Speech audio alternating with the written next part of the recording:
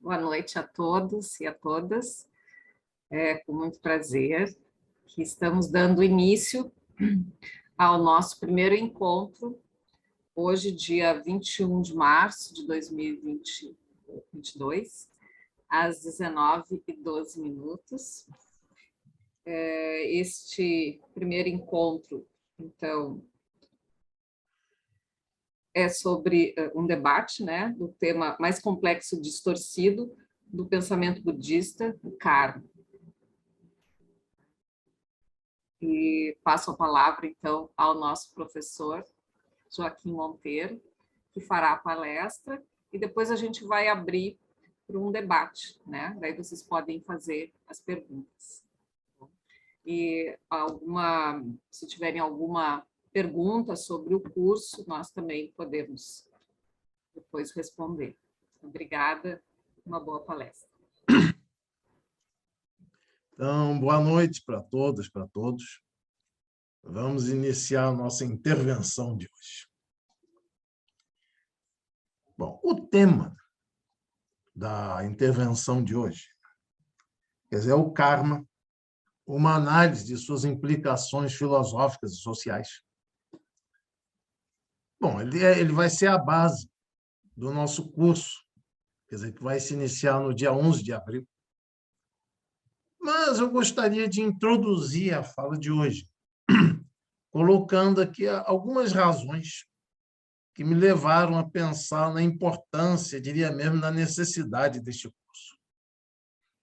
Bom, por um lado, trata-se assim de uma questão que, se nós não nos dedicamos atentamente, durante um período bastante longo, bastante intenso de estudos, se nós não nos dedicamos ao estudo do budismo, bastante a sério, trata-se de questões assim que simplesmente não são percebidas, ou que são assim facilmente deixadas de lado.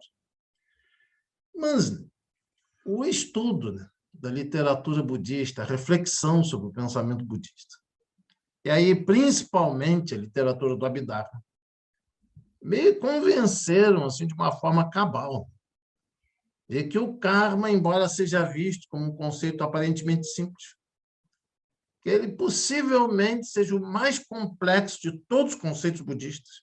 E eu posso dar vários exemplos das razões dessa complexidade, de por que eu considero um conceito assim tão complexo. Mas também, possivelmente, seja o mais sujeito a distorções de todos os conceitos budistas que são conhecidos. Ou seja, né, dificilmente exista no pensamento budista um conceito assim que seja, ao mesmo tempo, tão complexo, tão multifacetado e tão sujeito a distorções, a equívocos de compreensão. Então, esse é um ponto de partida que vai conduzir a nossa interrogação do dia de hoje e que se constitui como a motivação principal desse curso, que deve se iniciar no dia 11 de abril. Bom, dito isto, eu gostaria primeiro de tecer algumas considerações iniciais. Eu acho interessante, porque para muitos pode parecer que, como o conceito do karma, né, ele já é um conceito assim, muito presente na cultura brasileira, no cotidiano brasileiro, que essa proximidade que muitos brasileiros sentem com esse conceito, que ela possa ser um fator que facilite a penetração do budismo no Brasil. Mas existe um outro aspecto, que o karma na sociedade brasileira, ele é compreendido dominantemente de uma forma que nós poderíamos dizer que é pelo menos problemática em termos do pensamento budista. E aí eu pretendo explicitar alguns pontos básicos de por que ele tende a ser problemático. Bom, o primeiro ponto.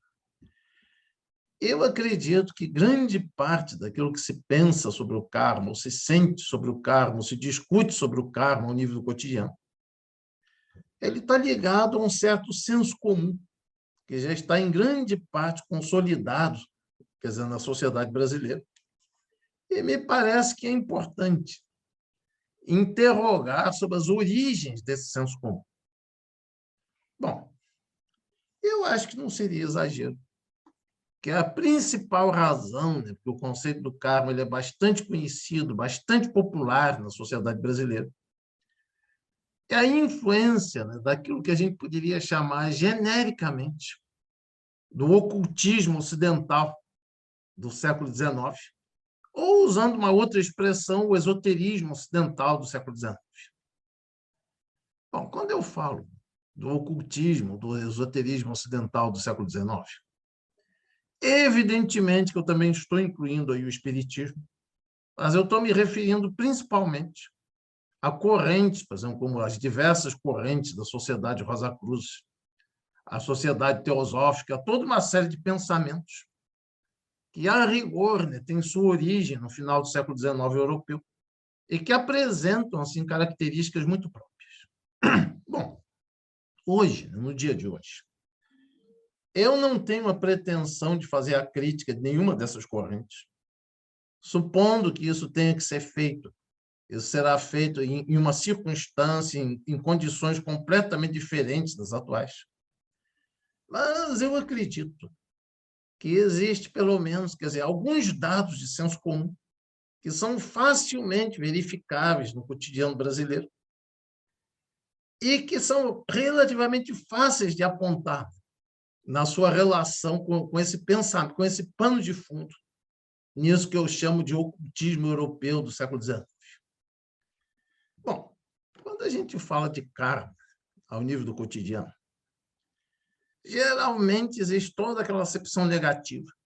Por exemplo, se nós encontramos uma pessoa que está sujeita a um sofrimento muito intenso, muito duro, aquela tendência a dizer isso aí é o seu karma, você tem que aguentar porque isso é o seu karma.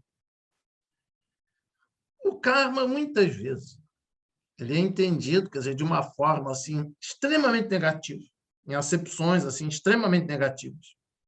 Mas mesmo quando não é assim, quer dizer, se trata de toda uma série de considerações sobre o que são as ações humanas, os resultados das ações humanas, que dificilmente tem lugar, pelo menos de uma forma direta, no pensamento budista propriamente entendido, corretamente entendido.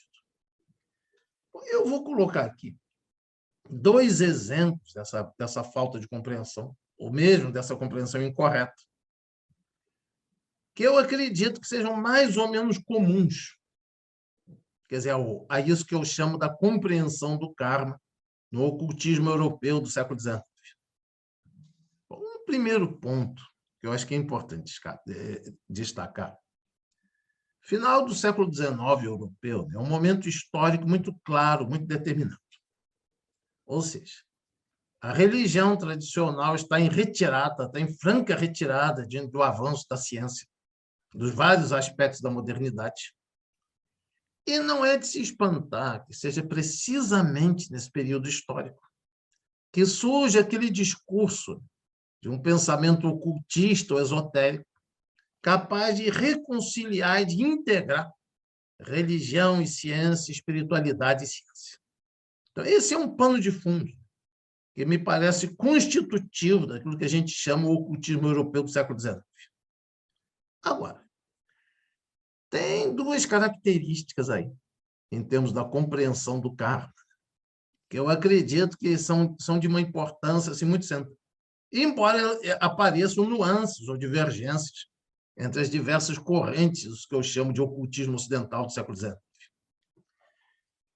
Um primeiro ponto, que deriva assim, muito, a meu ver, dessas tentativas apressadas de criar uma síntese entre espiritualidade e ciência, entre religião e ciência, é uma certa compreensão, quer dizer, do conceito do karma, como se ele fosse uma espécie assim, de uma lei da física.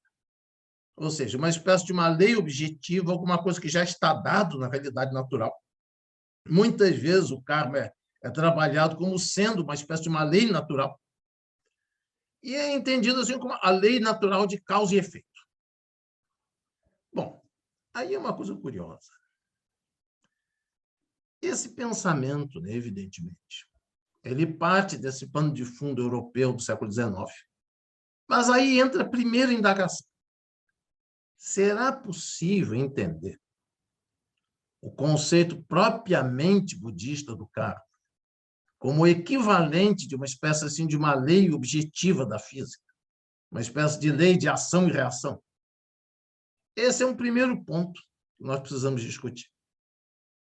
Segundo ponto, que também aparece de forma bastante desigual na literatura dessas correntes, é uma espécie assim, de uma aplicação social do karma. O que eu estou querendo dizer com isso? Se nós vemos, quer dizer, grande parte dessas formas de compreensão de senso comum do conceito do karma, geralmente elas se encaixam naquilo que eu chamaria de meritocracia espiritual. Ou seja, que não se leva em consideração o contexto social, a história das relações sociais. Todo o processo da felicidade, da prosperidade ou da miséria, da infelicidade dos indivíduos é explicado quase que exclusivamente em função, quer dizer, do karma passado, do karma individual desses indivíduos. Bom, aí, né, nós temos aquelas colocações assim, bastante de senso comum. Por exemplo, se alguém se encontra em uma situação de vida excepcionalmente sofrida, miserável, dura, então logo se desenvolve aquela explicação de que isso se deve ao karma passado dessa pessoa. Como ela tem um karma passado extremamente negativo, é a consequência natural que ela seja colocada nessa situação. Por outro lado, por exemplo, se uma pessoa se encontra muito bem de saúde, muito próspera financeiramente, muito influente na sociedade, existe a tendência a atribuir isso ao mérito de existências passadas, uma espécie de uma recompensa por boas ações, por atos positivos feitos em vidas passadas. Bom, aí se levanta, né, a seguinte questão. Será correto compreender o conceito do karma, e, em particular, o conceito budista do karma, como sendo exclusivamente, ou pior, como sendo essencialmente uma forma de meritocracia espiritual? Bom, essa é uma grande questão. É a segunda grande questão que eu gostaria de compartilhar hoje. Bom, o grande problema é que, antes de entrar na consideração do karma propriamente budista, ou seja, a partir do ponto de vista do pensamento budista enquanto tal, eu gostaria de fazer uma breve referência a um fenômeno que nós chamamos, geralmente, o fenômeno do excepcionalismo budista, que é um fenômeno que não surge na Ásia. É um fenômeno estritamente de origem ocidental, mas que é alguma coisa que se inicia precisamente nesse mesmo final do século XIX. Quer dizer, na época do surgimento, por exemplo, dos chamados ocultismos ocidentais modernos, ou ocultismos ocidentais do século XIX. Bom, é uma coisa interessante, porque se trata de uma atmosfera cultural, de uma forma de pensar, que não se extinguiu no século XIX. Grande parte das apresentações populares do budismo, seja no Brasil, seja no Ocidente, seja na Ásia, elas obedecem a esse padrão. Ou seja, se nós formos procurar discutir o que é essa ideologia do excepcionalismo budista, quando os orientalistas europeus descobrem a literatura budista, e aí principalmente a literatura do Cânon Pali, da escola Theravada, que tem características muito marcantes assim, nesse sentido, ao mesmo tempo que alguns orientalistas sentiam uma grande repulsa por uma religião, por exemplo, por uma tradição espiritual, que não admite os conceitos como Deus, como alma, como eternidade, ou coisa do gênero. Alguns outros orientalistas, precisamente aqueles que vinham de uma mentalidade mais positivista ou cientificista, ficaram assim, admirados com essas características do budismo. E é a partir do final do século XIX também que vai surgir isso que eu chamo, quer dizer, a ideologia do excepcionalismo budista, que é aquela concepção, quer dizer, que o budismo é a única religião racional, que é a única religião científica, que é a única religião verdadeiramente pacifista, a única religião em nome da qual nunca foram feitas guerras e coisas do gênero. Bom, eu acho interessante, Porque, de vez em quando, eu deparo com estudos muito bons, com reflexões assim, muito pertinentes a respeito do budismo.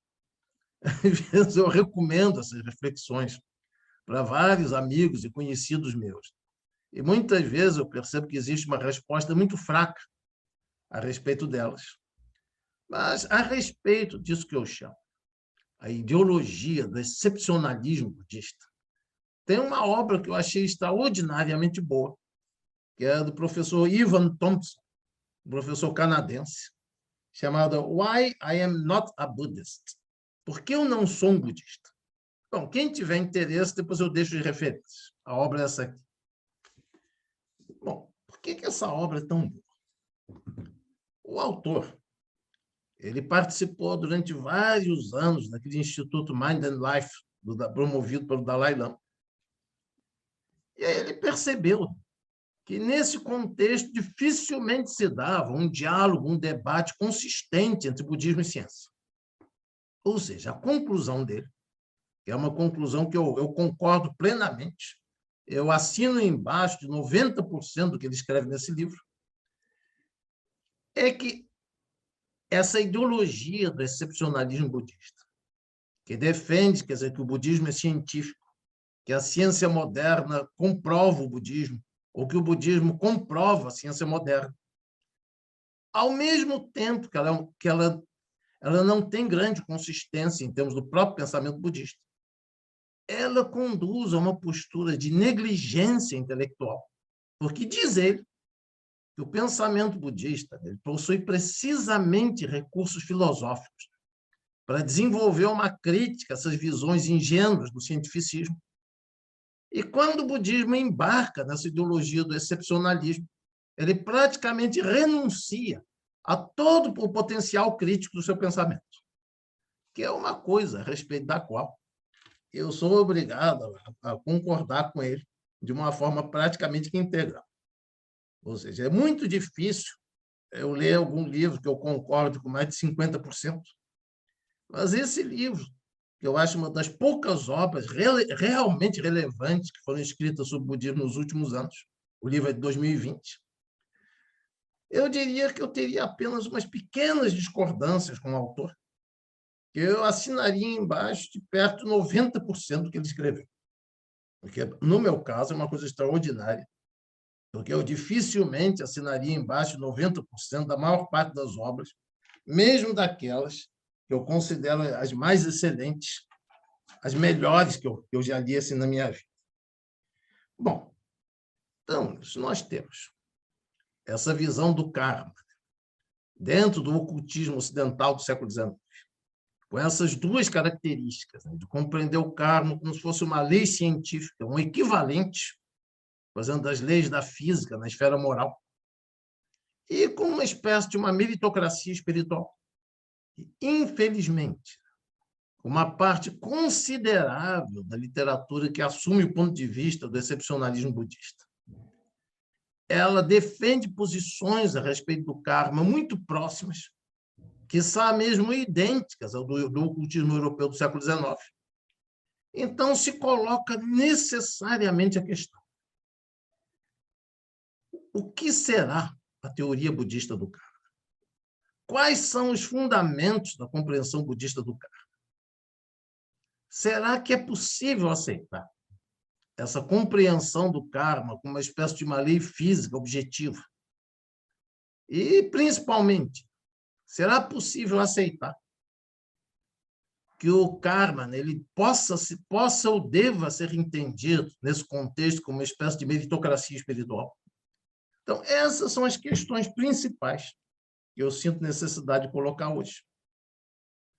E, a partir daí, eu vou fazer uma breve referência ao estilo da metodologia de estudos budistas que eu tenho desenvolvido recentemente, juntamente, né, com uma pequena apresentação das fontes que eu vou empregar nesse curso, que, na verdade, vão ser muito poucas. Vão ser praticamente alguns capítulos da seção sobre o karma, do famoso Satyashiti Shastra de Harivata. Depois nós podemos discutir o porquê eu considerei essa obra uma obra assim, particularmente importante ou no sentido de discutir a compreensão especificamente budista do karma. Bom, eu vou enumerar aqui só 2 aspectos da minha abordagem recente ao budismo. A abordagem esta que eu já apresentei em outros livros, em outros cursos, mas que eu vou reiterar aqui porque é alguma coisa muito importante para poder compreender as minhas intenções na minha atual compreensão do budismo. Bom, vamos lá, então. Primeiro pressuposto metodológico. E aí eu gostaria de deixar claro que eu não estou pregando nenhum ceticismo a respeito da existência histórica do Buda ou da existência de um Buda histórico. Eu não vejo dificuldade nenhuma, problema nenhum, em pressupor a existência de um indivíduo histórico que tenha dado início, através dos seus discursos, àquilo que a gente considera como literatura budista. Mas, se nós formos analisar, e aí nem precisa chegar na literatura do Mahayana, que é muito mais tardia, muito mais ampla e muito mais complexa, sob um certo ponto de vista. Basta a gente se concentrar naquilo que seriam os sutras ou os suttas do budismo mais antigo, daquilo que eu chamo o budismo clássico.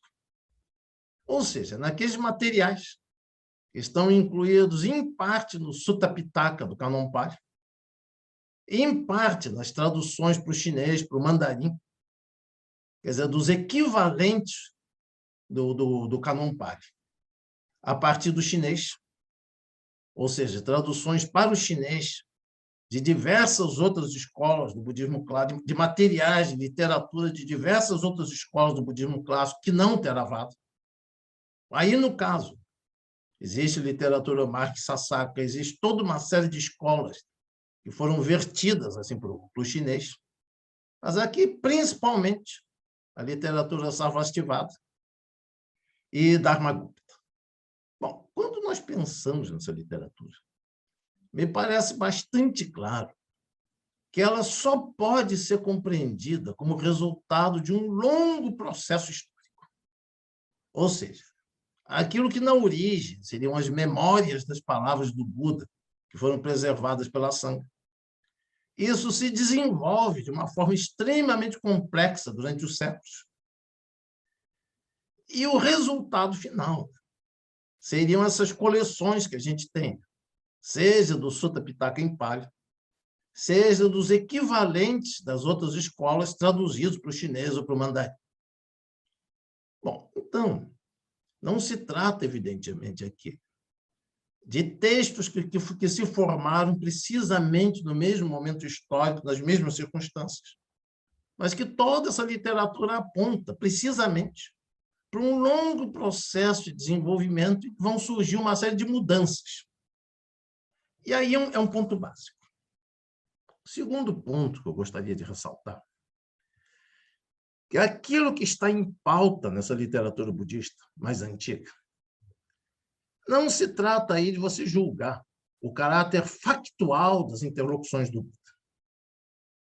Eu, na verdade, embora eu já tenha lido alguns exegetas do Novo Testamento, como Rudolf Bultmann e outros, eu confesso para vocês, né, que eu acho uma coisa dificílima de entender para mim. Aqueles debates que os especialistas em história bíblica fazem sobre até onde você pode dizer que essas palavras foram proferidas pelo Jesus histórico enquanto fatos. Até onde são desenvolvimentos tardios. Inclusive, o que mais me chama a atenção nos debates, não em todos, mas em muitos debates bíblicos, é aquela preocupação de se falar do processo de deturpação posterior. Eu acredito que na literatura budista não seja relevante essa questão da busca de uma pureza originária contrastada com uma espécie de uma deturpação posterior. Porque não só tudo isso é produto de um longo processo histórico, eu não consigo ver essa literatura de uma outra maneira, como também o que está realmente em pauta na literatura budista não é o caráter factual das interlocuções de um indivíduo chamado Buda histórico. São as teses filosóficas presentes.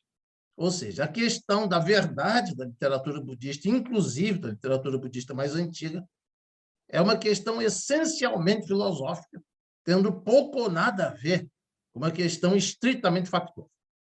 Bom, exemplos disso. Vou dar só um exemplo para não cansar vocês. Naquele trabalho magistral, né, de antes da Segunda Guerra Mundial no Japão, feito pelo professor Watsuji Tetsuro, que é um trabalho magistral, né, porque ele desenvolve uma análise de grande complexidade, de grande rigor, e ele faz a comparação entre as fontes em Pali e em chinês de uma forma que me parece impressionante. Aí ele mostra, por exemplo, aquilo que a gente chama as fórmulas da originação dependente ou pratitya samutpada. Existem fórmulas de 7 elos, de 9 elos, a famosa fórmula dos 12 elos. E nada disso pode ser discutido em termos de uma originariedade na relação com uma possível deturpação posterior. Ou seja, nós temos, na literatura budista mais antiga, o desenvolvimento histórico do conceito de pratitya samutpada, que é uma coisa completamente diferente. Bom, existem filósofos japoneses com os quais eu tendo a concordar, que defendem a tese que a história do pensamento budista, a história da filosofia budista, é a história das sucessivas compreensões de pratitya samutpada. Eu tendo a concordar com esse ponto de vista. Mas o que eu queria ressaltar aqui é que quando nós estamos tematizando aquilo que aparece, seja no Cânon Pali, seja nas versões chinesas, nós não estamos fazendo um debate sobre o caráter factual ou não das supostas interlocuções do Buda. Nós estamos trabalhando com a análise de tópicos filosóficos, o que é uma coisa de uma natureza completamente diferente. Bom, aí nós podemos entrar lentamente no que seria a compreensão propriamente budista do karma. Aí nós somos obrigados a tratar de algumas questões que podem parecer espinhosas para muitos.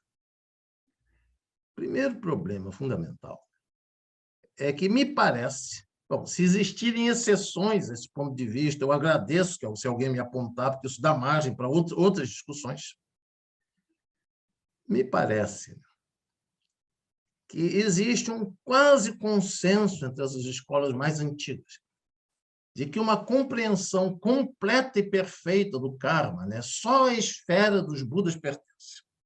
Ou seja, que nenhum de nós aqui, em que pese todo o seu estudo, toda a sua prática, estaria autorizado a defender uma compreensão completa e perfeita do karma, que essa compreensão, no sentido completo e perfeito, só a esfera dos Budas pertence.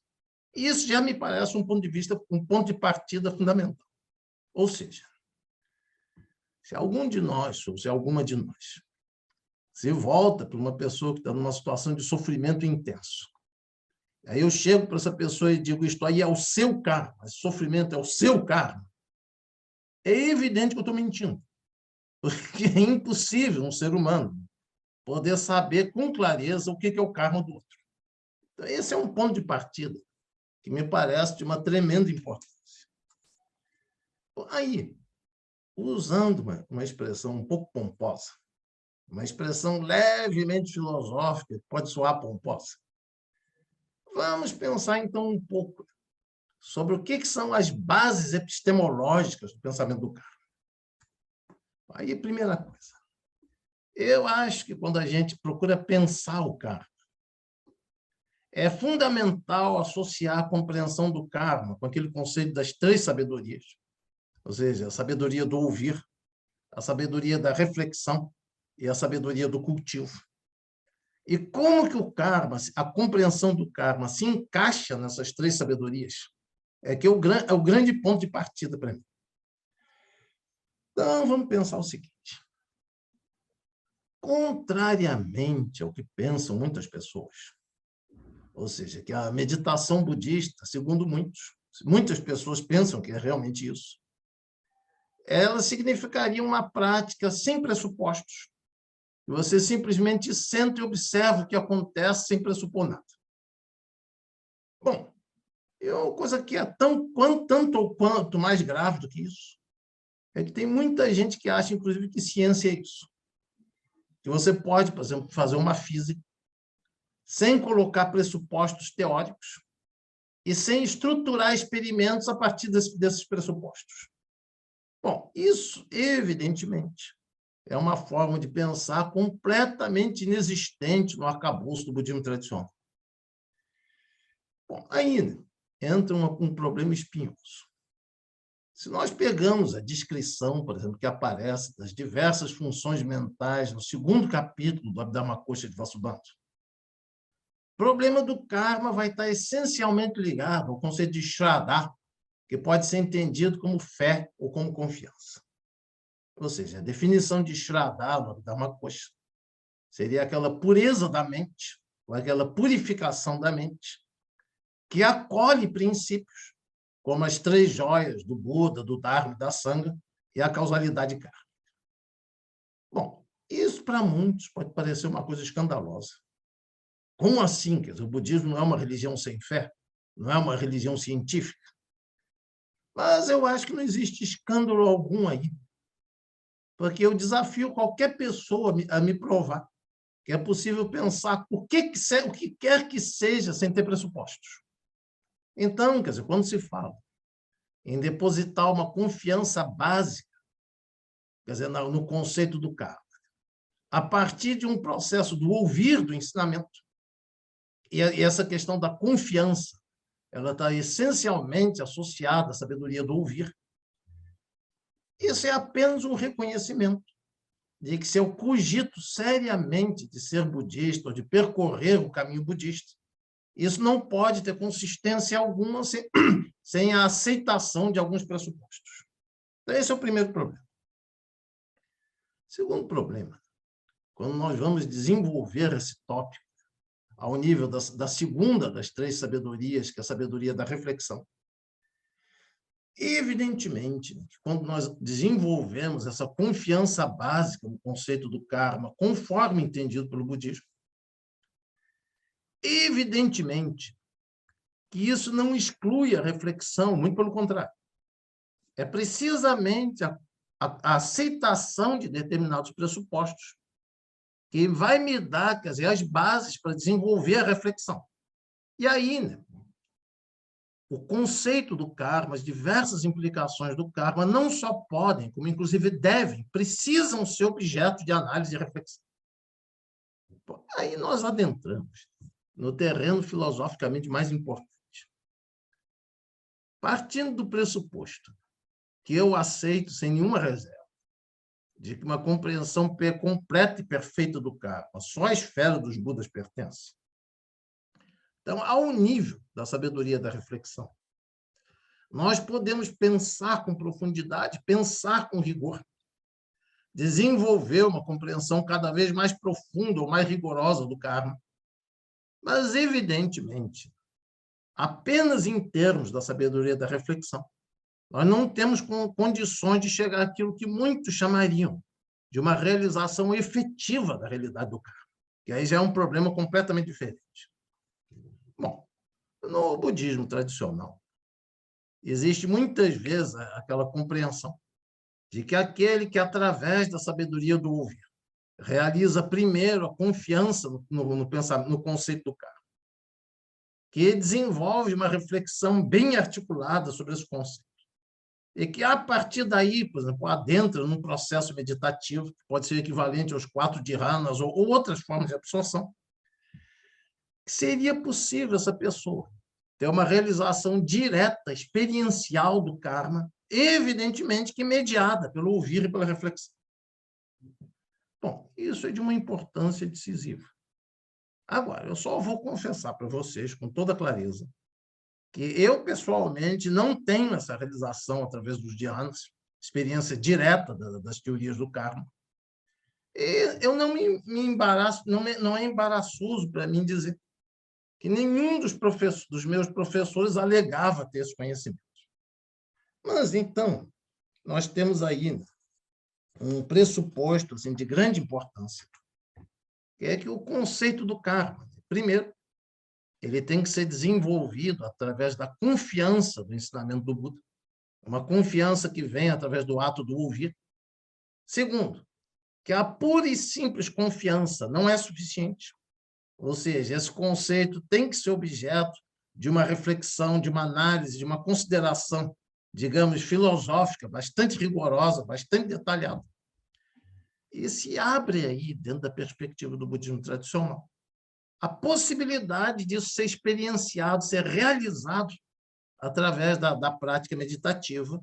Mas atenção aí, mas exclusivamente de uma prática meditativa que tenha por seu pano de fundo o processo do ouvir e da reflexão. Bom, nós temos, então, aqui o delineamento, por assim dizer, do fundamento de como que o budismo compreende filosoficamente a fundamentação do karma, por assim dizer.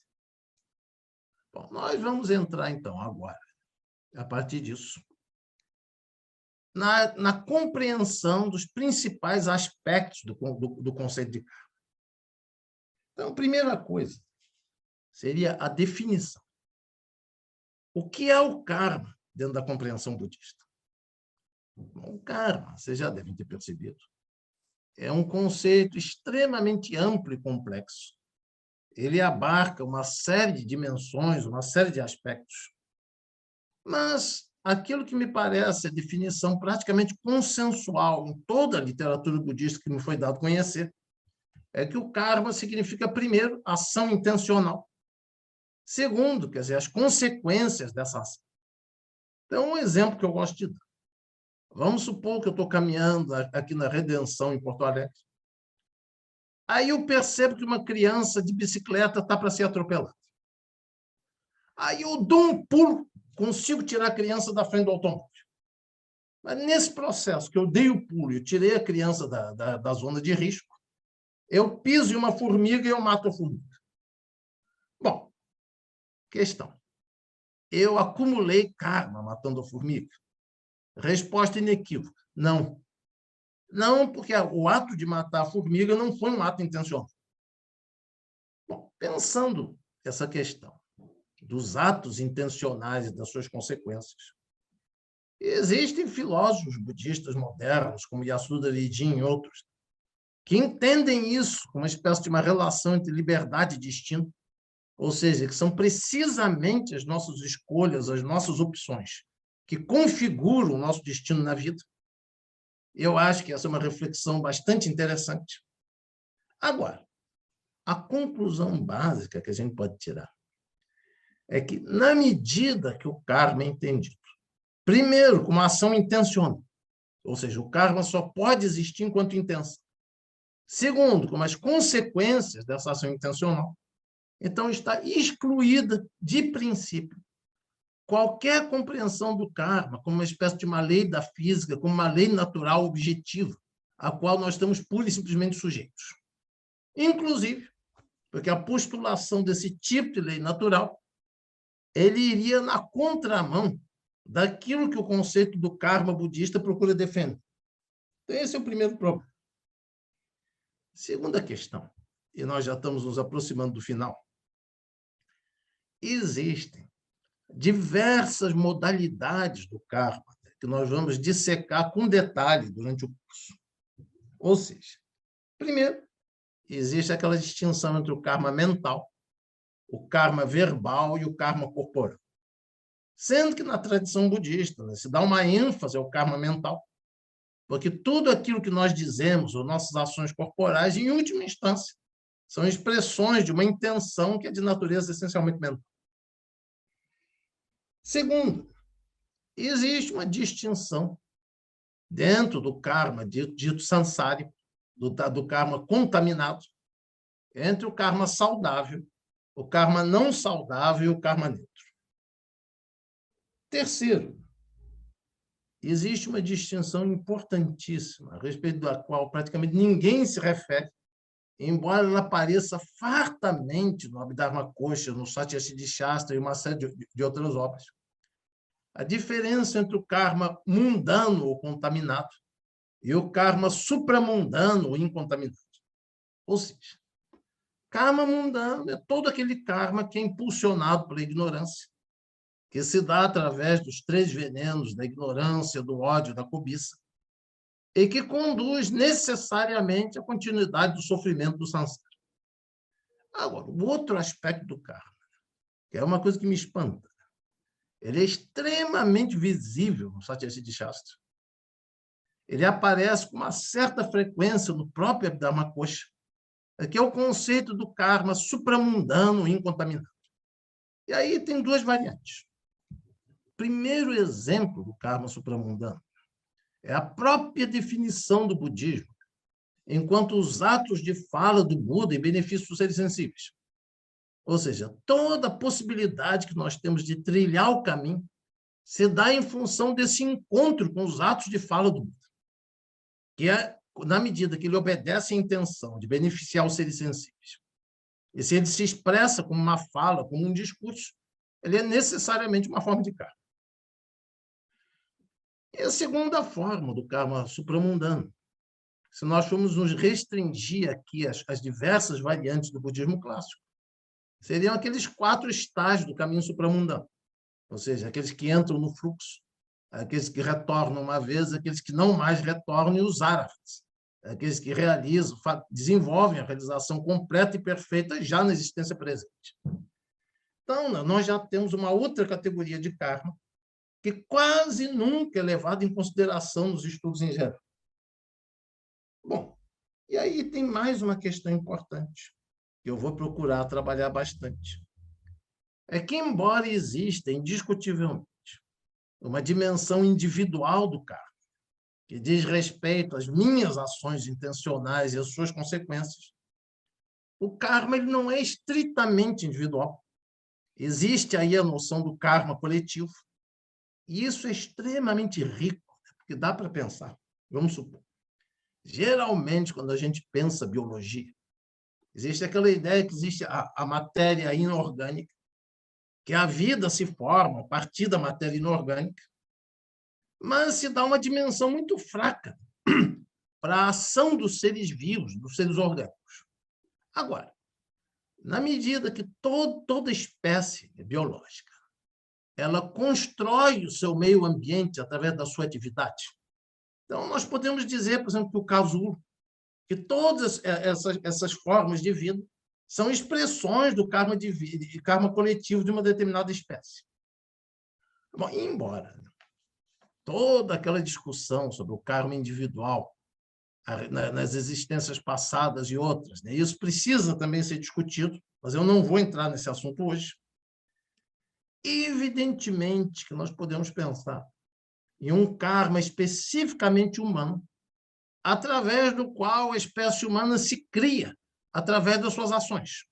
Ou seja, a história humana, a sociedade humana, ela é basicamente um produto das ações intencionais e coletivas da espécie humana. Também é um tema que é muito pouco trabalhado, é muito pouco discutido. Bom, chegando agora no final, eu vou colocar aquela questão que me parece talvez a mais importante de todas e a que tem consequências mais concretas. Bom, eu me referi, durante a exposição dos chamados ocultismos do século XIX europeu, que existe, indiscutivelmente, essa compreensão de um karma estritamente individualista, enquanto uma espécie de uma meritocracia espiritual. Agora, o que a gente pode dizer é o seguinte: a respeito do primeiro problema da compreensão do karma no ocultismo do século XIX, ou seja, aquela ideia do karma como uma espécie de uma lei da física, de uma lei objetiva, isso é facilmente descartável, é facilmente superado em termos da tradição budista. Mas, quando nós falamos disso que eu chamo de compreensão meritocrática do karma, aí existe um problema interno ao próprio budismo que precisa ser equacionado. Bom, eu digo isso. Bom, eu tive a minha experiência budista, principalmente no Japão, e é visível que isso que eu chamo de compreensão meritocrática do karma, seja na sociedade japonesa, seja nas outras sociedades budistas ou sociedades com forte influência budista, isso é perfeitamente visível, né, como uma espécie de uma ideologia de justificação da desigualdade social, da exclusão, da violência sobre determinados grupos sociais. E esse é um problema que eu tive que me defrontar muito concretamente na sociedade japonesa. Então, não adianta imputar isso ao ocultismo europeu do século XIX, que isso é um problema interno ao próprio budismo e que precisa ser pensado com bastante rigor. Bom, eu vou dar minhas observações finais, então, a respeito desse problema. Nós temos aí toda a questão de como ler, como compreender a literatura budista. Ou seja, que existem, muitas vezes, contradições significativas na literatura budista. E aí eu vou postular um outro pressuposto. Eu não sei se é o mais apropriado, é o mais correto, mas eu vou tentar pensar por aí. Existe, dentro da tradição budista, um critério interpretativo, um critério hermenêutico. E quando duas passagens dos sutras entram em conflito, que é importante pensar a distinção entre os sutras definitivos, ou seja, aqueles sutras que podem ser entendidos literalmente, que não demandam uma análise, uma exegese, e os sutras não definitivos, que são sutras que podem ser canônicos, mas que eles não podem ser entendidos literalmente. Eles só podem, quer dizer, ser compreendidos a partir de uma determinada exegese crítica. Bom, o que eu estou querendo dizer com isso? Felizmente, não são muitos os sutras que trabalham com essa concepção meritocrática do karma. Eu já consultei as obras de alguns eruditos japoneses que apontam que, pelo menos nas versões chinesas, existem por volta de uns 3 ou 4 sutras que se referem a essa visão. Ou seja, não é uma visão dominante, não é uma visão que apareça sistematicamente na literatura canônica, mas a gente não pode negar que ela existe. Agora, contrastando com isso, existem aqueles sutras que trabalham com a concepção da sociedade, do Estado, da ética propriamente ditos. Bom, se nós formos pensar a partir do Kanoni Pali, por exemplo, o Agana Sutta, o Mahanasi Sihanada Sutta, que todos esses são sutras, que têm equivalentes exatos na literatura em chinês.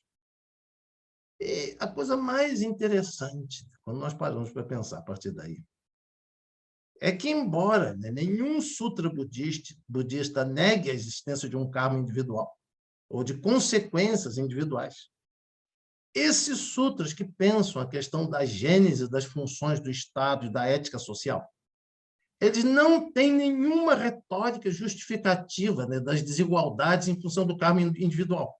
Muito pelo contrário. Se coloca que a própria razão de ser do Estado é corrigir as desigualdades econômicas. Bom, então, na minha modesta opinião, esses sutras que trabalham com a concepção do Estado e da sociedade, eles devem ser considerados como sutras definitivos, sutras que podem ser entendidos literalmente. E esses poucos sutras, que incluem uma concepção próxima daquilo que eu chamo de uma concepção meritocrática do karma, precisam ser criticamente superados através de procedimentos exegéticos apropriados.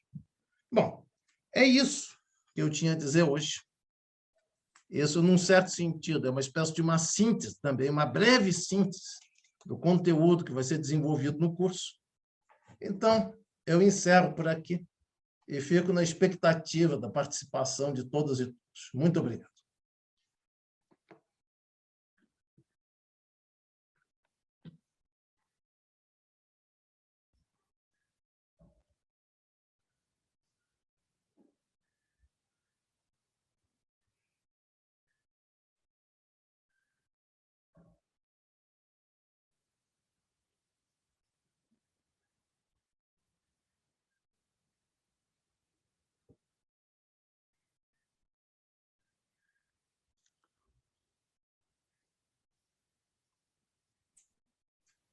Eu não falei meu nome é Geraldo, sou do grupo do Nalanda, à distância, do Belo Horizonte. É a primeira vez que eu assisto. É a primeira vez que eu assisto a palestra do senhor, que eu ouço falar muito, leio muito. Muito obrigado. Certo. Obrigado.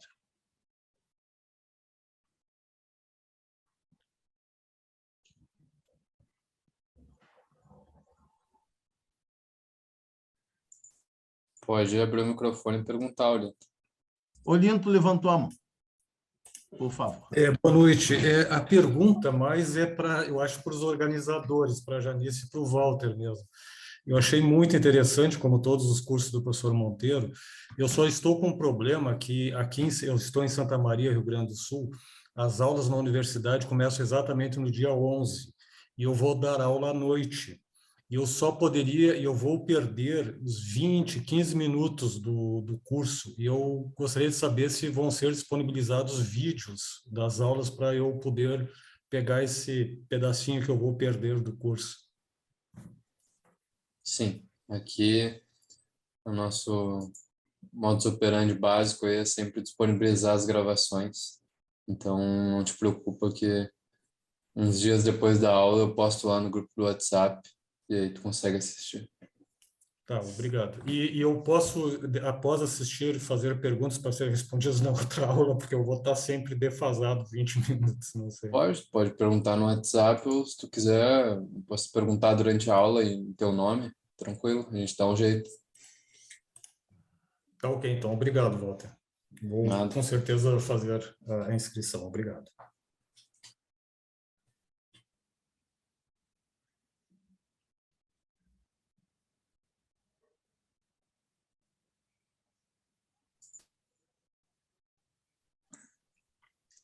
Boa noite, Monteiro. Quem fala? O Seicaco Celso Marques. Tudo bem, Celso? Como é que você está? Tudo bem, me atrasei um pouquinho, perdi uns 15 minutos do teu curso aqui, porque eu estava na rua e não consegui chegar. Eu queria colocar para ti o seguinte, um dos aspectos assim do karma, né, é a questão da condicionalidade, né, do karma. O karma é um processo condicionado, é um processo de causa e efeito, etc., né? E tu vais abordar no teu curso essa questão da condicionalidade kármica em algum momento? Isso necessariamente vai ter que ser abordado, porque como ocorre com praticamente tudo no budismo, o karma ele também obedece ao princípio de pratitya samutpada, da originação dependente. Então, não tem como não abordar essa questão.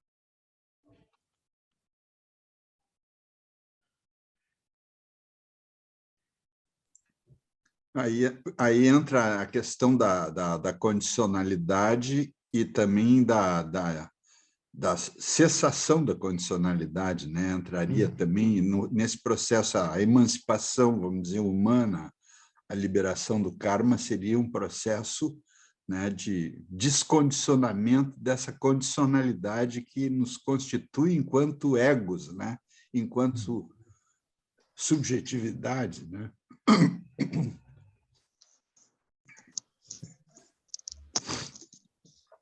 Certo. Obrigado.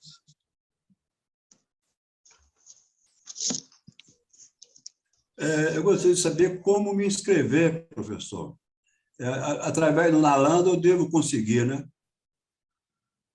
Bom, certamente que através do Nalanda você consegue, mas fala com o Walter, com a Janice, que estão presentes aqui, que são os nossos experts no assunto. Só para deixar claro, esse curso eu divulguei ele no grupo do Nalanda, mas é um curso do Instituto Zen Maitreya, tá? Então, depois, se tu quiser, tu pode dar um toque ali no grupo do Nalanda, eu te chamo no privado e te auxilio nisso, tá? Pode chamar ele no grupo que eu converso contigo. Né? Basicamente... Quem está falando? Desculpa, não ouvi. A Walter que está falando. Estava falando.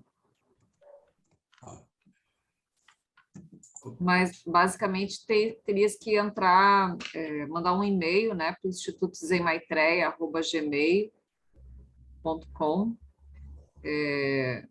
solicitando ali a tua inscrição, mas também já pode encaminhar com o comprovante de depósito e com os dados, né, que seria o teu nome completo, a cidade, o estado que reside e um número de celular. Tá ótimo. Aí eu posso... Bom, o Walter pode te passar ali o link no site Instituto Zen Maitreya. O site ali tem todas as informações na parte do curso ali, Não sei se já chegaste a acessar o site ali. Está ótimo. Maitreya, né? É, Tá ok. eu coloco aqui agora o endereço O do link. site, daí pode acessar ali na página do curso, só um momento. Bom, o Obrigado. Shusei-san está levantando a mão. Professor, boa noite, professor Joaquim Boa Monteiro. noite. A forma do conceito do karma, como o senhor vai trabalhar no curso, dessa mesma forma é trabalhado também naquela obra do senhor, As Bases Filosóficas do Budismo Chinês? É trabalhado, mas tangencialmente, porque não é o tema central. Quer dizer, eu faço referências ao conceito do karma, principalmente no 5º capítulo, que é precisamente o capítulo sobre a ética social. Eu faço referências ao karma, principalmente na conexão com a realidade social, mas não é uma obra especializada sobre o assunto. Eu até estou pensando em escrever uma, para ser franco. Mas, pelo menos, se você ler principalmente o 5º capítulo, você pode ter uma boa ideia da maneira como eu compreendo o karma. Tá ok. Muito obrigado, professor. Obrigado.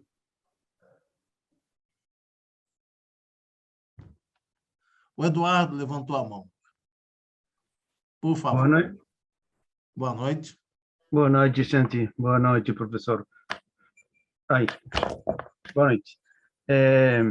Esta questão do karma é muito desafiante para mim, porque como uma pessoa que é ocidentalizado, traz muitos desafios. Um deles é a relação da noção do karma com a reencarnação, porque, em geral, nós pensamos no karma em suas implicações individuais e coletivas, mas nos certos budismos, como, por exemplo, o budismo tibetano, a noção de karma está muito ligada à reencarnação.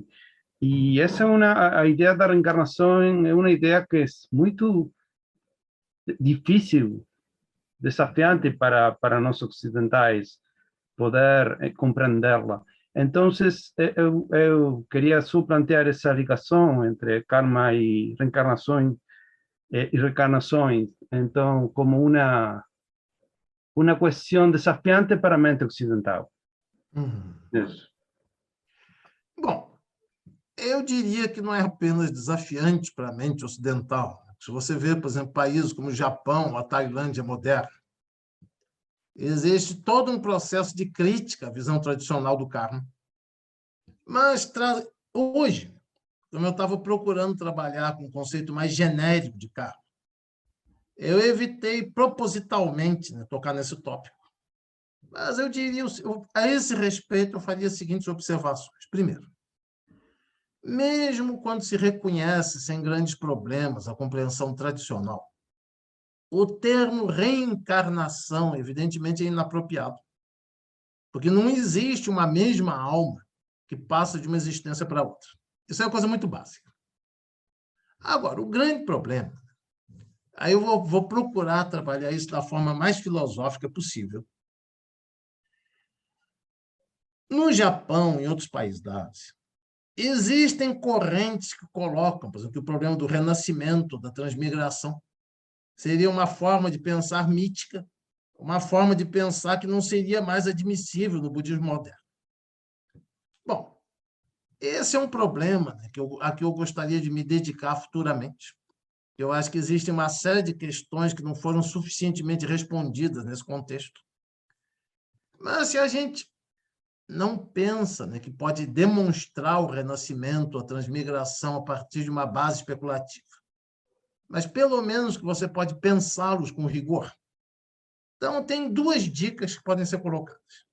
Então, primeiro, na visão, quer dizer, do budismo do Abhidharma, existe uma distinção muito clara entre os dharmas da forma, então, por exemplo, os objetos dos 5 sentidos, os 4 elementos, água, fogo, terra e ar, e os dharmas da mente. São 2 coisas basicamente distintas.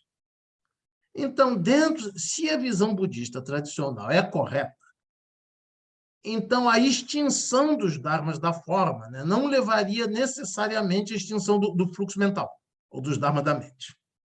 Evidentemente que isso é uma questão filosoficamente especulativa. Agora, o segundo problema é que, dentro da visão budista tradicional, só o correto discernimento, só a sabedoria correta consegue extinguir a ignorância que está na base do samsara. Então, tradicionalmente, se nega a possibilidade de uma extinção natural da ignorância através, por exemplo, da morte natural. Bom, eu pessoalmente acredito que esses são argumentos filosoficamente fortes. O único problema é que eles não são argumentos demonstráveis, por assim dizer. Quer dizer, aquela questão de que existem problemas que você pode pensar com rigor, você pode articular com rigor, mas você não tem como dar uma demonstração final deles. Bom, a partir dessa verificação, é que eu acho importante, né, se recolocar com mais rigor essa questão, né, por exemplo, se essa visão tradicional do Renascimento ela deveria ser completamente superada na modernidade através da desmitologização, ou se existiria um resíduo dessa visão tradicional, que não poderia ser pura e simplesmente negado. Bom, eu diria, para espanto de muitos aqui no Brasil, que em praticamente todas as instituições universitárias budistas que eu tive contato, incluindo aí pensadores como Keiji Nishitani e Yasudari Jin, ao nível universitário no Japão, a visão desmitologizada, num certo sentido, é dominante. Agora, o que chama a minha atenção é se esse processo de desmitologização esgotou o problema. E, de há de uns anos para cá, eu tenho pensado que não.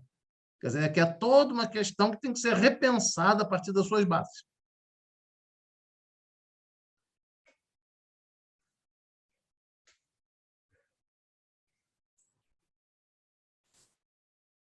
Bom, é o que eu tenho condições de dizer no presente momento. Quer dizer, eu estou refazendo essa reflexão, que eu considero a reflexão mais difícil de todo o pensamento budista. Tem uma pessoa ali que não é daqui do Brasil, acho que não fala português. Não sei se a gente consegue abrir ali, se ele quiser, de repente, fazer uma pergunta e a gente talvez tenha... Bom, se for em inglês, japonês ou mandarim, pode falar.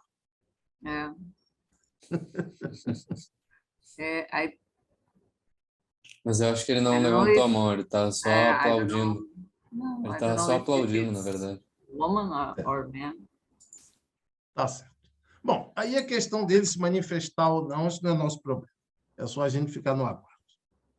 Só posso agradecer pelo interesse.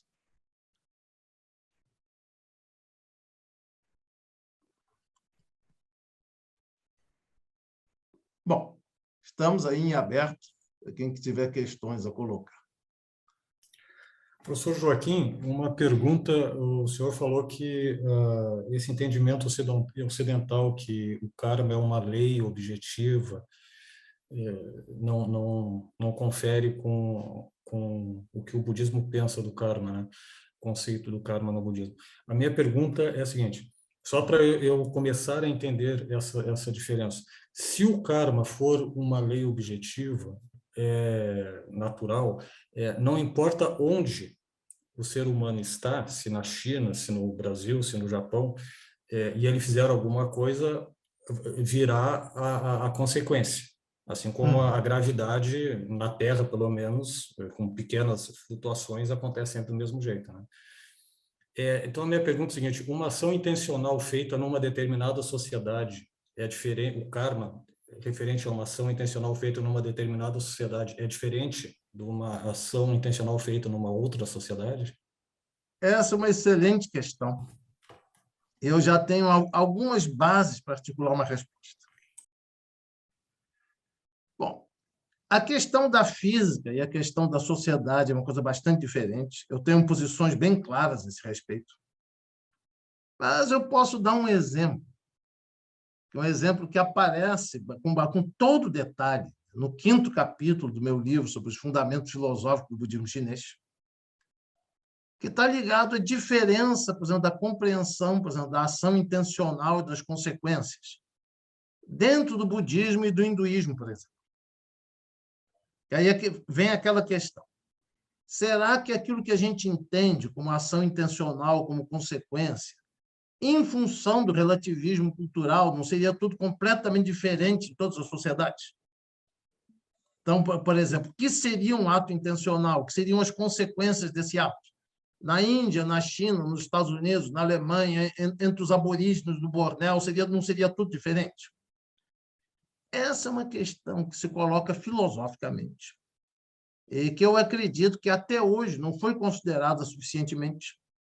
Mas eu posso dar o exemplo concreto que aparece no capítulo 100º do Satyasiddhi Shastra, o capítulo sobre os 3 karmas, que é um capítulo interessantíssimo, porque qual é o cerne do capítulo? É um debate entre o autor do Shastra e um filósofo hindu sobre a relação entre o karma e a guerra, sobre o que seriam as ações intencionais no contexto da guerra e as suas possíveis consequências. Bom, a concepção do karma do filósofo hindu, ela pressupunha uma visão das ações intencionais ligadas aos deveres de cada uma das 4 castas. Então, quer dizer, a posição do hindu nesse caso é que, por exemplo, se alguém que pertence à casta dos kshatriyas ou dos guerreiros, e aí ir para a guerra e matar as pessoas é considerado uma função correta dentro desse esquema. Então, o hindu defende, por exemplo, se um guerreiro vai para a guerra, mata as pessoas, de repente ele morre no campo de batalha, ele renasce no mundo dos devas, e ele é recebido pelas ninfas, pelas apsaras, pelos seres divinos. Ou seja, que o ato de um guerreiro, de um kshatriya, matar no campo de batalha é essencialmente meritório. O que, curiosamente, não se aplicaria às outras castas, que não teriam esse ato como seu dever de casta.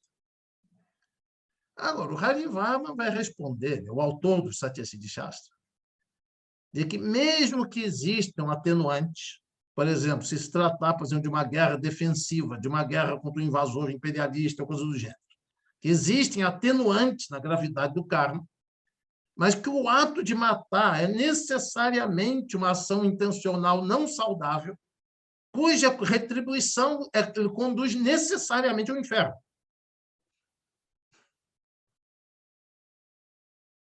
Bom, aí a gente tem uma distinção muito clara, que no caso hindu, você tem uma compreensão do karma, das ações intencionais, das suas consequências, acoplados aos deveres de cada casta no contexto de uma cultura específica. No caso budista, pelo menos da forma como foi compreendido por Harivarma, existe uma universalidade dos atos e das suas consequências. Então, o ato de matar no campo de batalha conduz necessariamente a uma retribuição não saudável. Bom, aí a gente já tem uma primeira formulação do problema, ainda dentro de uma literatura que foi escrita na Índia. Agora, como pensar essa relação entre normas éticas de caráter universal e relativismo cultural no nosso contexto atual? Bom, isso dá um baita debate.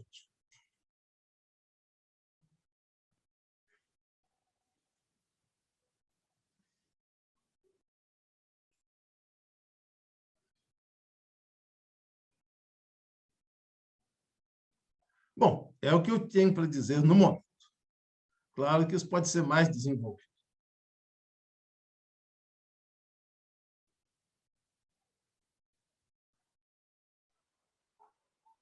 Professor, boa noite. Sim, quem fala? Romeu. Sim. Essa questão que o senhor falou me veio na cabeça agora, como isso poderia se encaixar, por exemplo, no consumo de carne de animais. Se haveria alguma diferença entre você consumir o alimento, o animal já preparado, ou de você ir lá e efetivamente matar e preparar para o próprio consumo ou para o consumo dos outros. Queria saber se tem como fazer uma ligação entre uma coisa e a outra. Ter até tem, mas a gente tem que delimitar o terreno em que esse problema se coloca. Veja bem, no budismo indiano, existia uma diferença muito drástica entre os devotos leigos e o clero monástico. E determinadas regras, determinadas injunções, praticamente só se aplicavam ao clero monástico. Bom, primeiro problema, por que para a sanga budista indiana a questão do vegetarianismo nem sequer se colocava? Os monges, eles tinham que mendigar para viver. Então, evidentemente, quando os leigos ofereciam alimento para eles, eles não podiam chegar e dizer isso aqui pode, isso aqui não pode. Eles pegavam tudo que era dado. Agora, existe sim uma regra que limita isso.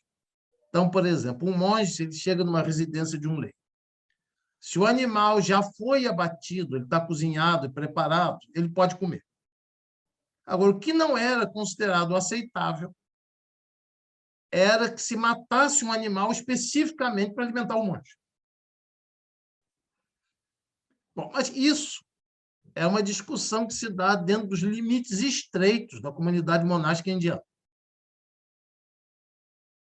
Na China, a configuração muda por completo pelo seguinte: a sociedade indiana e a sociedade chinesa têm éticas econômicas completamente diferentes, eu diria mesmo conflitantes. Então, por exemplo, na Índia, por exemplo, um monge mendigar é visto como uma coisa que chega a ser meritória. Na China, embora esse costume também tenha existido, ele também tenha se enraizado, ele defronta com problemas muito sérios em termos, por exemplo, da ética do trabalho. Aí, o que acontece? É uma coisa interessante, porque os devotos chineses, eles não tinham problema, por exemplo, em fazer grandes contribuições para os monastérios.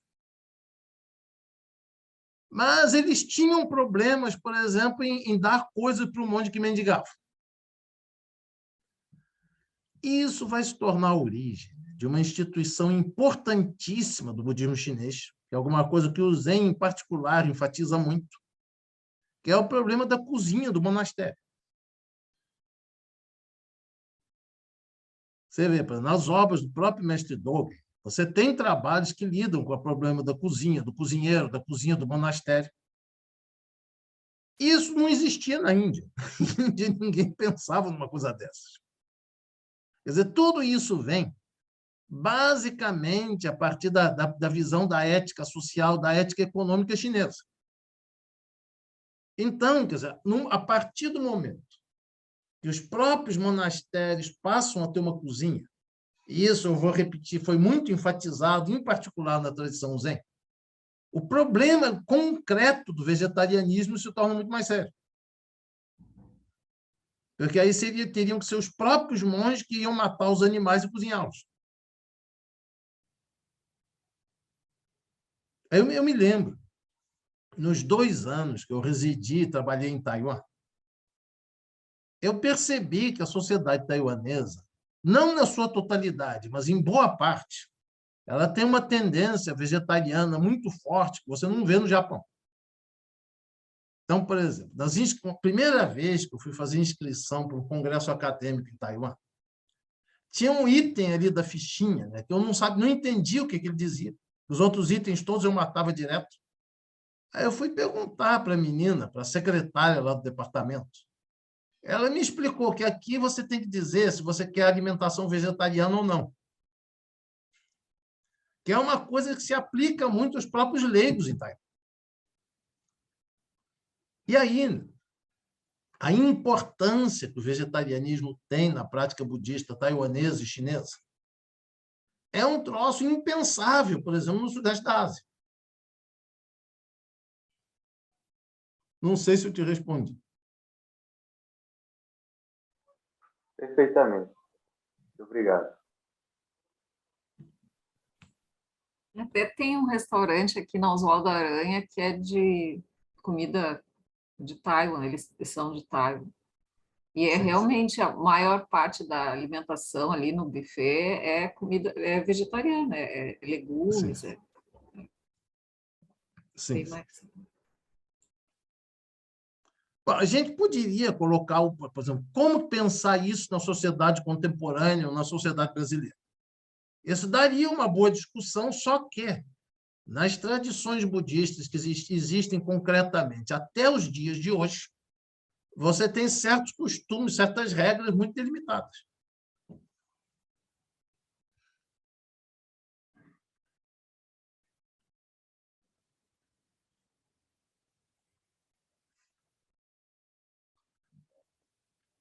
Por exemplo, no Japão, né, se você não tem a capacidade de tomar cerveja durante 8 horas, você é expulso da ordem. Está desqualificado para a prática budista. Mas isso é outra coisa.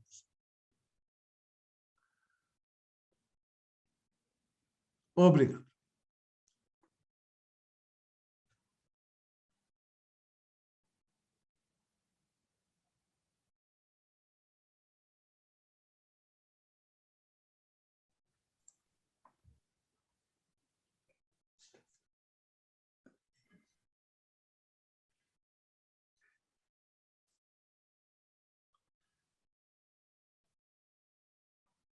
Carmen, a Susan Lee não tem nenhuma pergunta?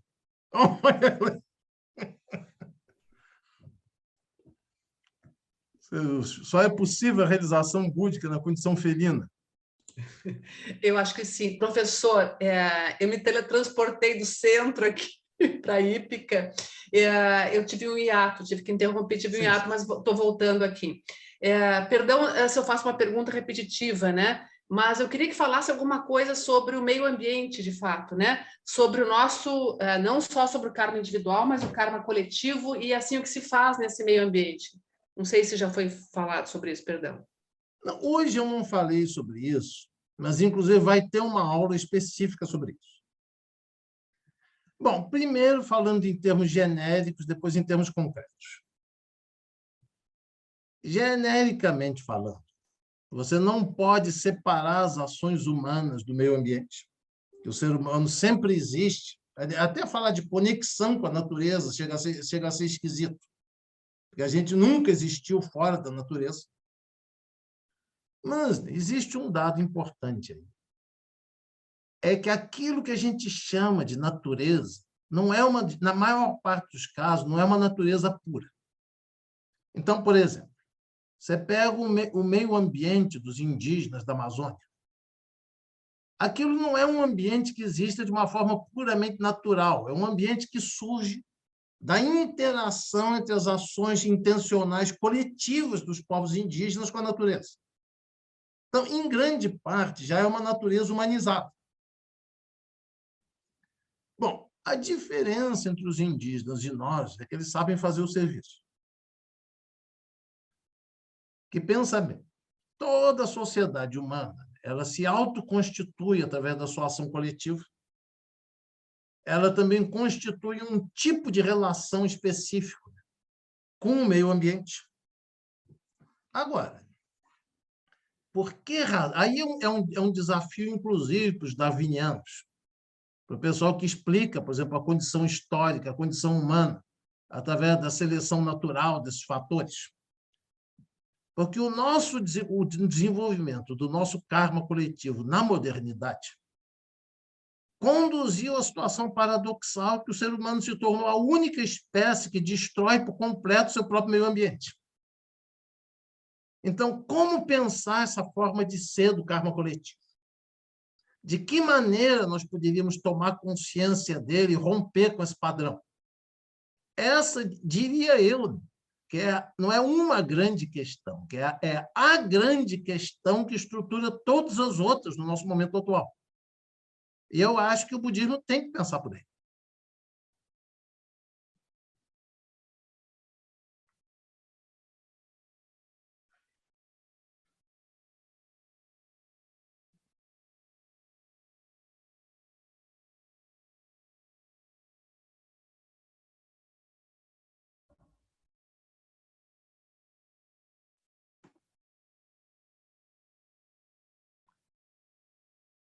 Mais alguma questão?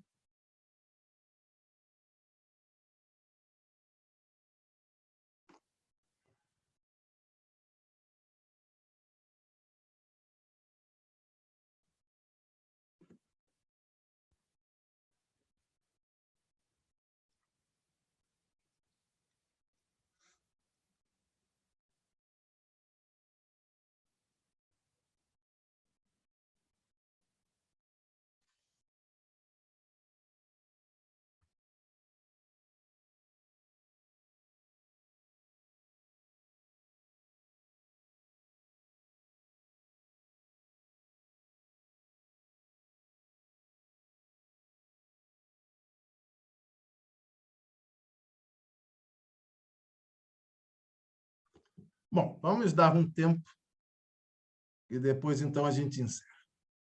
Sem pressa.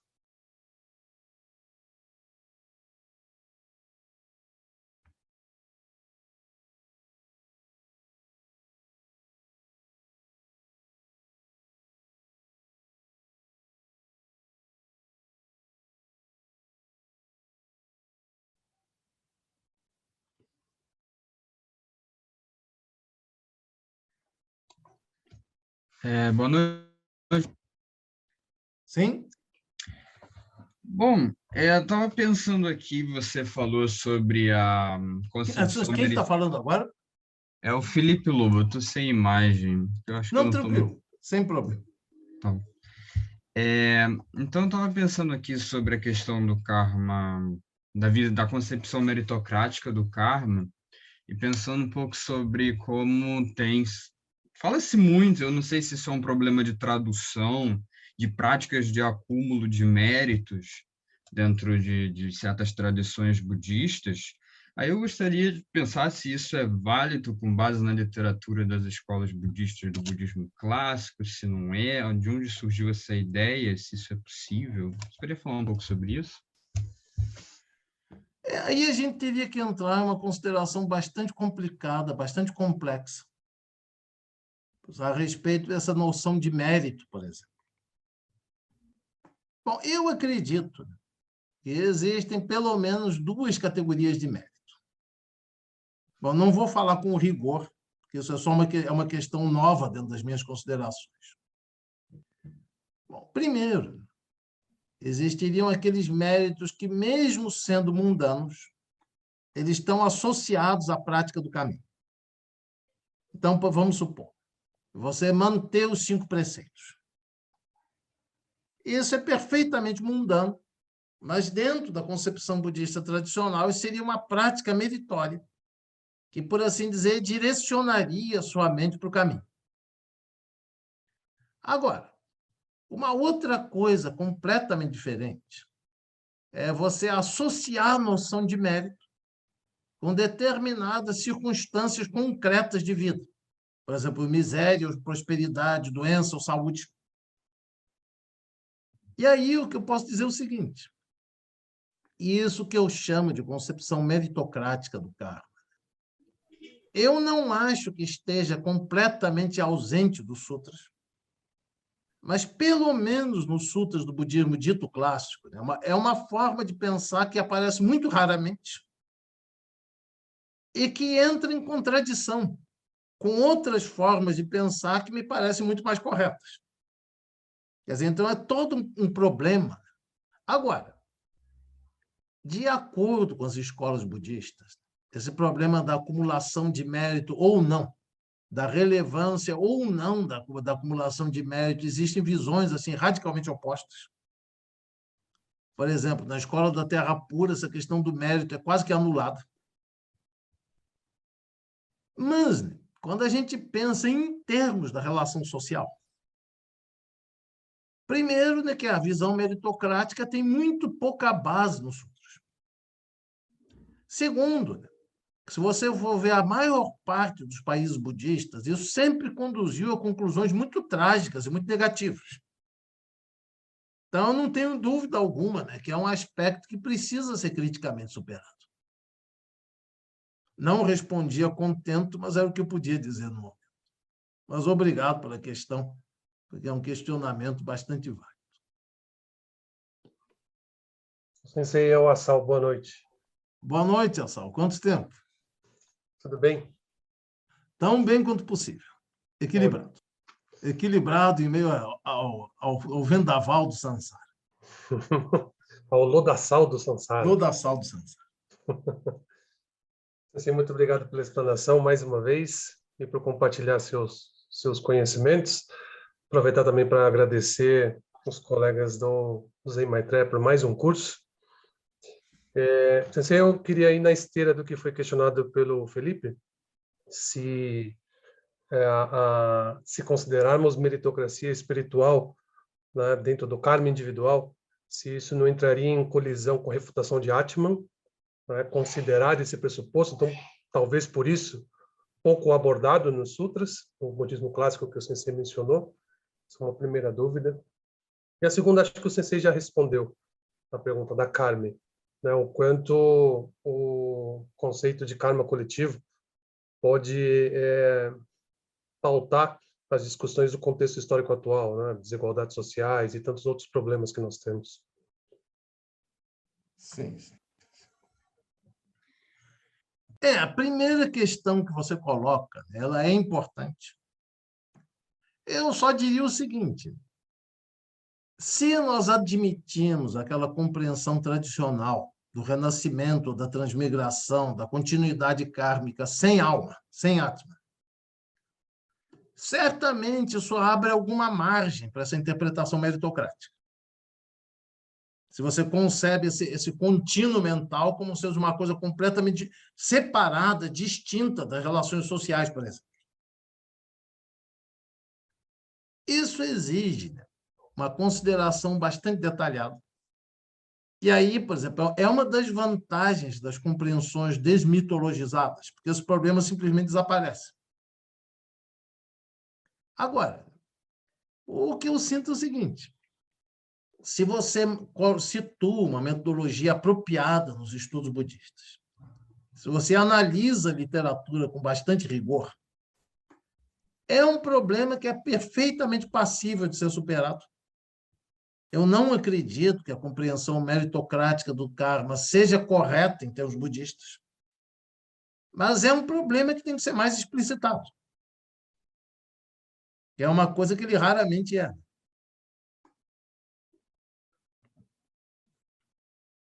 E uma das razões que me leva a pensar dessa maneira, eu já vi algumas pequenas obras em inglês de autores ocidentais que assumem a posição daquilo que eu chamo de excepcionalismo budista, e que, com toda a defesa do caráter científico do budismo, essas pessoas mantêm uma visão meritocrática do karma.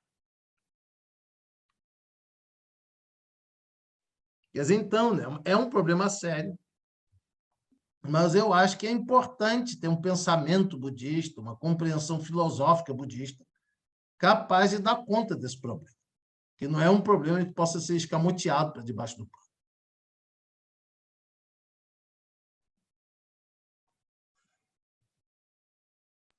Obrigado, Sensei. Obrigado, pessoal. Sempre um prazer.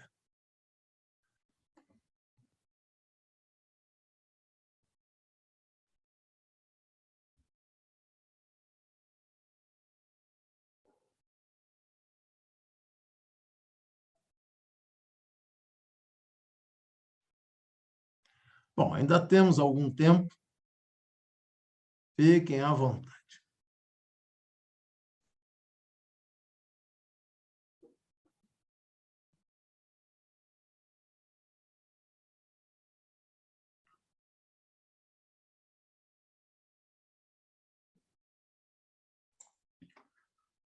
Monteiro?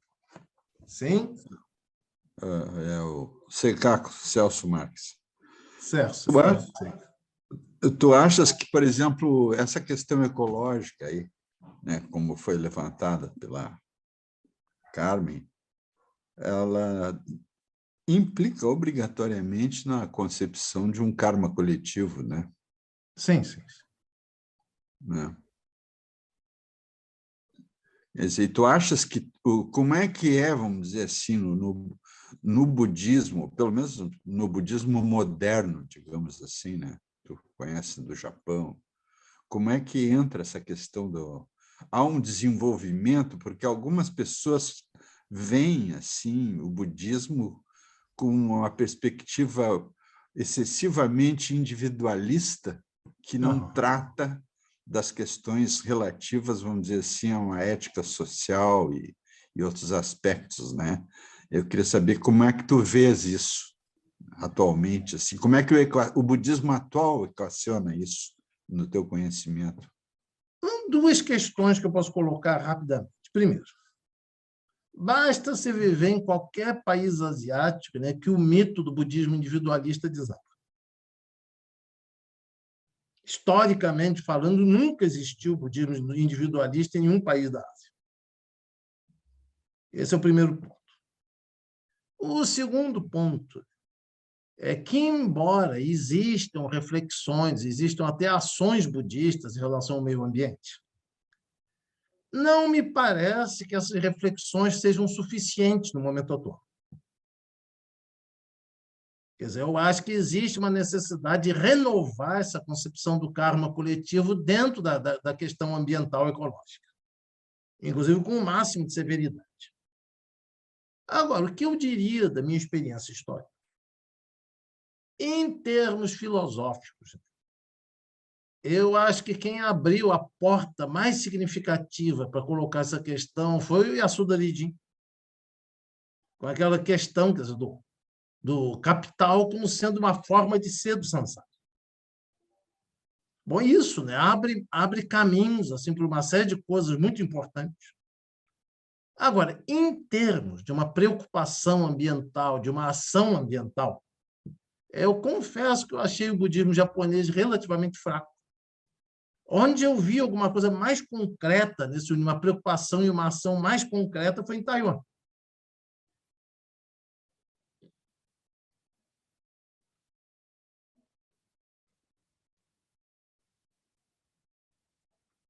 Ou seja, resumindo a resposta, budismo individualista é uma fantasia ocidental. Isso nunca existiu em nenhuma região da Ásia. A começar pelo próprio conceito da prática budista, que se dá necessariamente no contexto da Sangha. Então, o próprio processo da prática espiritual pressupõe a vida comunitária.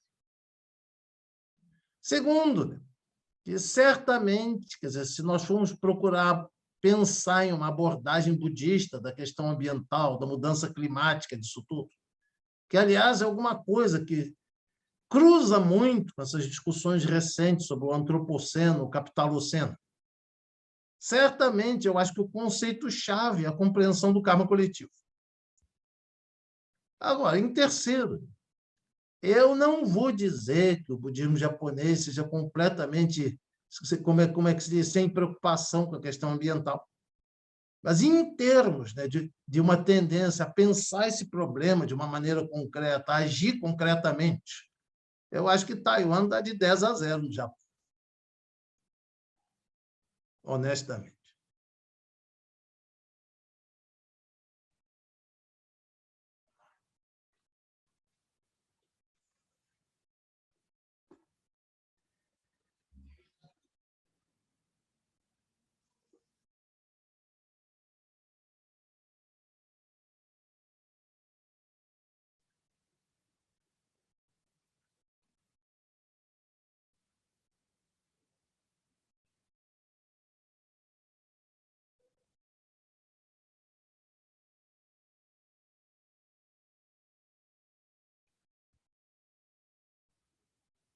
Bom, o grande link que existe com as discussões mais recentes é que até recentemente existia muito aquela forma de ver o aquecimento global, mudança climática, como sendo processos puramente naturais, que não teriam nada a ver com a agência humana.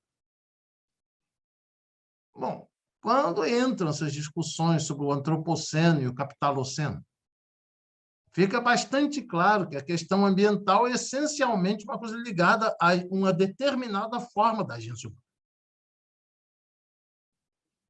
E aí é onde eu chego a ter sérias dúvidas sobre aquelas compreensões evolucionistas da sobrevivência dos mais aptos ou da adaptação ao meio, A espécie humana, num certo sentido, é a única espécie que destrói sistematicamente o meio ambiente. Eu acho que tem um furo aí na teoria da evolução.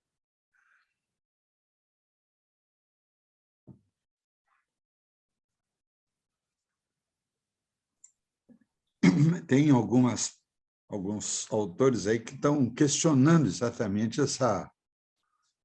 esse que chamam de darwinismo, né? E o darwinismo social também, né? Toda essa questão que a natureza é pura competição, a natureza é um capitalismo natural, né? Tem até um livro de um cara que é inteligentíssimo, que é um especialista em energia americano, chamado Amory Lovins, é considerado um gênio na área de energia. Ele escreveu um livro, está até publicado em português, que se chama Capitalismo Natural. Quer dizer, por favor, né? Capitalismo natural, né? É realmente, mesmo como um ideal a ser atingido, eu acho um ideal autocontraditório. Exatamente.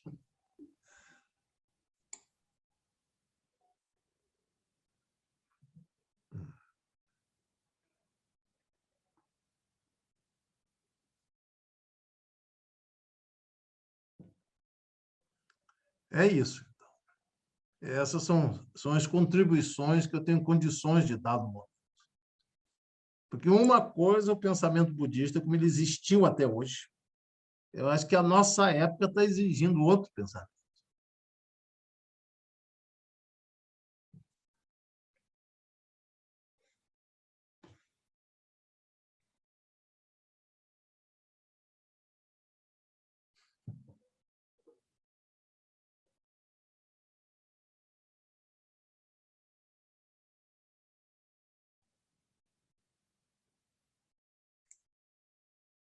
Monteiro, mais uma pergunta aqui, pela minha curiosidade aqui. Tu pretendes abordar, por exemplo, a questão das duas verdades na concepção do karma também? Eu acho complicado fazer isso. Eu não vejo assim, uma conexão muito direta entre os dois tópicos. Tem um trecho do Satyasiddhishastra que sugere alguma coisa assim, mas eu estou pensando a partir de outros eixos no momento.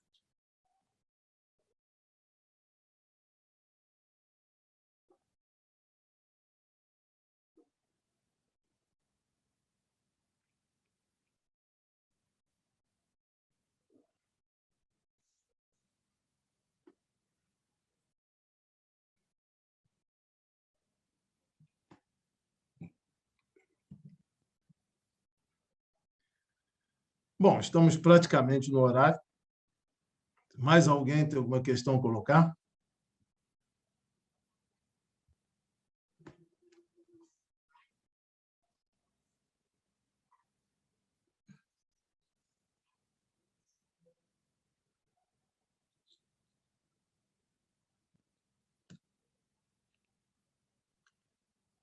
Bom, supondo que não, podemos encerrar por aqui?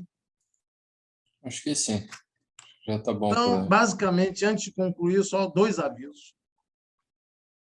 Primeiro, que a gente está planejando uma segunda live para o dia 4 de abril.